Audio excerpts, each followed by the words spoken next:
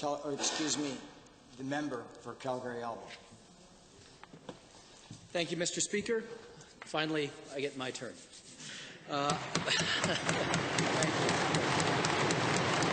Thank you. So before I begin, I do want to congratulate the Premier on her historic victory, congratulate the Leader of the Official Opposition and all members of the House. It is truly a new day in the Alberta Legislative Assembly, or at least I sincerely hope it is. Mr. Speaker, this government speaks frequently of their fondness for value added. And who wouldn't? The words value add do sound very appealing. But saying those words and actually adding value are two very different things, with very different implications for Alberta taxpayers. When making these decisions, it's important to know the government understands the integrated nature of North American and global energy markets. To the Minister of Energy, what specifically are the government's plans to force a value-added model onto the marketplace? Minister of Energy. Mr. Speaker, thank you for that question.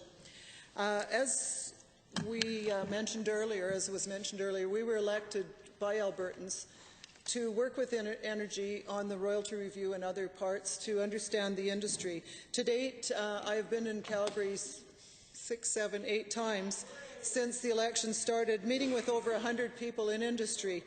And we're discussing, all of us have the same interest of putting Alberta jobs first and the possibility of job creation. We've all agreed to work as partners to go forward and promote all those projects that will create and preserve Alberta jobs.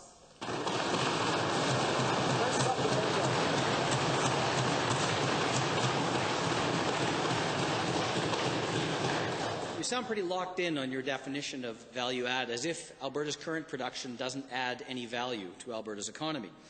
To the Minister of Energy again, how many billions of dollars is value add going to cost Albertans?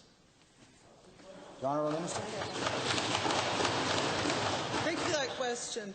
At this point, we're still meeting with industry to discuss all the stresses for them right now, the current global prices, and what it will take for capital investments in this industry to create those jobs and move forward. We're talking about pipelines, we're talking about value added, and the millions and billions that it will take to invest. We're creating a climate that will encourage that investment as we move forward. Supplemental. Sounds a lot more like magical thinking than a concrete plan, Mr. Speaker. We were told the Northwest Upgrader, which is now called the Sturgeon Refinery, was a low-cost, low-risk project that would add value by upgrading domestic bitumen. Again, to the Minister of Energy, will your government continue the Northwest Upgrader boondoggle, a project which will cost Alberta taxpayers $26 billion?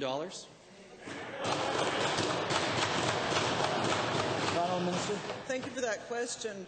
As with all the projects, we were consulting with industry as we move forward and looking at the pros and cons of all of that. And again, we're in constant consultation with industry to look at those projects that will bring value and jobs to Alberta.